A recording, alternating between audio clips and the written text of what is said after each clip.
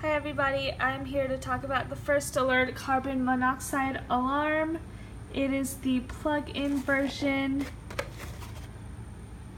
and this is pretty simple. All you have to do is, it comes with a battery, so here, let me take it out.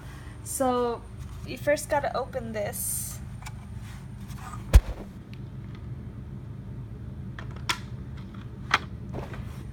Make sure you put the battery in.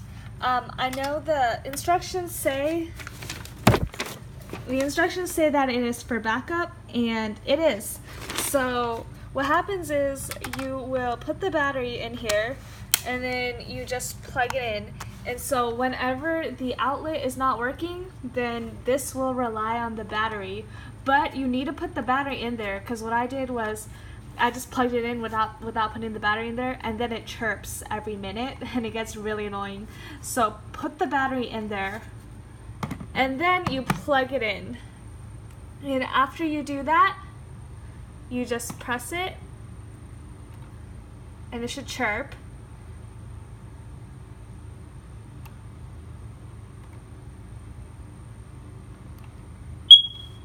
Alright, and then it should beep.